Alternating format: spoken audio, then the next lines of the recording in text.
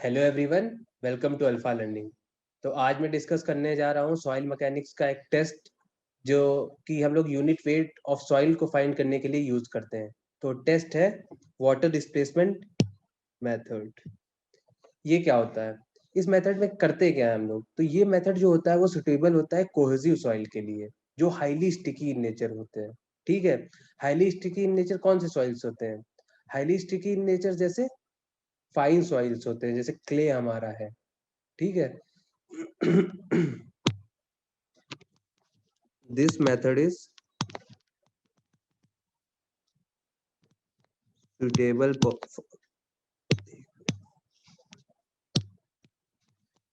this method is suitable for soil, cohesive soil,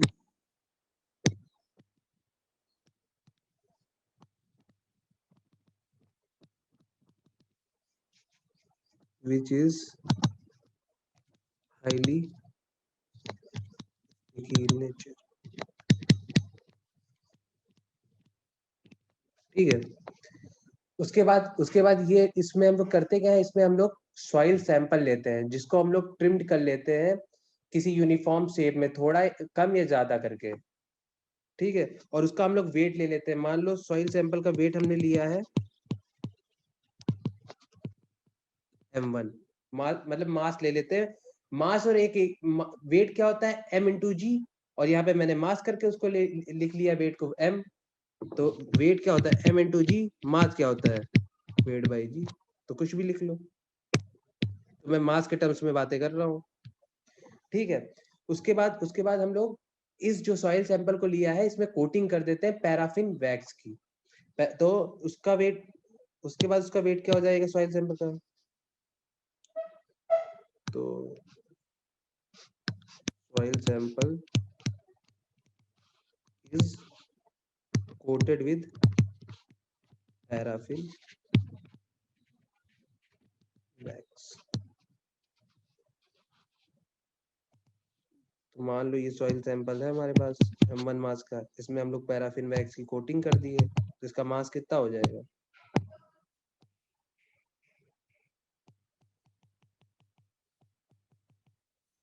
ये m2 हो जाएगा इसका मास इस सैंपल का, सॉइल सैंपल पर plus weight of paraffin wax. अब इस मेथड में करते क्या है, इस मेथड में, और पैराफिन वैक्स की हमने कोटिंग इसलिए करी है ताकि हम लोग प्रिवेंट कर सके इसको वाटर वाटर इसके वॉइड्स के अंदर जाने से। जो वॉइड्स में क्या प्रेजेंट है? वाटर और एयर। तो एयर जो प्रेजेंट है उसको अगर पैराफिन वैक्स कोटिंग नहीं होगी तो उस एयर को, जिस पानी में हम लोग इसको सैंपल को डालने जा रहे हैं, वो पानी इस एयर को रिप्लेस कर देगा। तो इसमें करते क्या है हम लोग, मान लो एक कंटेनर लिया हमने, ये हमारा कंटेनर है, इसको हम लोग पूरा हमने भर दिया टॉप तक, है ना। इसको रख दिया किसी बाउल में। अब हमने सॉइल सैंपल को इसमें डाल दिया जिसमें पैराफिन वैक्स की कोटिंग है।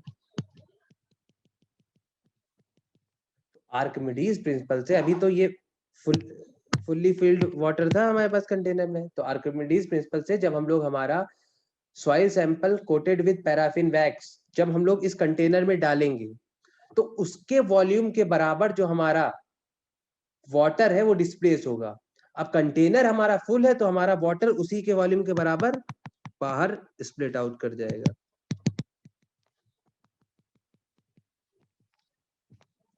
ठीक है, वॉल्यूम ऑफ वाटर। तो ये volume of water, volume of water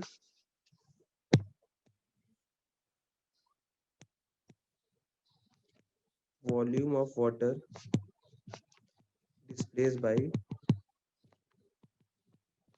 soil sample plus paraffin wax। मान लो ये वॉल्यूम VW है, तो ये किसके बराबर हो जाएगा? जो वॉल्यूम ऑफ सॉइल है plus volume of paraffin wax. अच्छा, हमें फाइंड किसकी वॉल्यूम करनी है? हमें तो सॉइल की वॉल्यूम फाइंड करनी है। तो सॉइल की वॉल्यूम में हमारे पास V है, तो V किसके बराबर हो जाएगा? Volume of water minus volume of paraffin wax. अच्छा, अब हमारे पास मान लो पैराफिन वैक्स की हमारे पास डेंसिटी है रो, तो इसको वॉल्यूम के टर्म्स में कैसे लिखेंगे? तो rho of paraffin wax equal to mass of paraffin wax upon volume of paraffin wax, है ना? तो वॉल्यूम ऑफ पैराफिन वैक्स हमारे पास क्या हो जाएगा? मास of paraffin upon density of paraffin wax. इसको हम लोग इक्वेशन 1 में पुट कर देंगे। Volume of water minus mass of paraffin wax upon density of paraffin wax, है ना? अब क्या होगा? अब हमें सॉइल की जो सॉइल सैंपल की डेंसिटी फाइंड करनी है। सॉइल सैंपल की डेंसिटी क्या होगी? वो होगी weight of soil sample divided by volume of. अच्छा, वेट ऑफ सॉइल सैंपल हमारे पास क्या है? हमारे पास वेट ऑफ सॉइल सैंपल हमारे पास है m1, volume of soil sample हमारे पास है V, और V हमारे किसके बराबर है? वो V हमारा इसके बराबर है, minus MP upon rho P, है ना? और MP को क्या लिख सकते हैं? देखो जरा एक मिनट।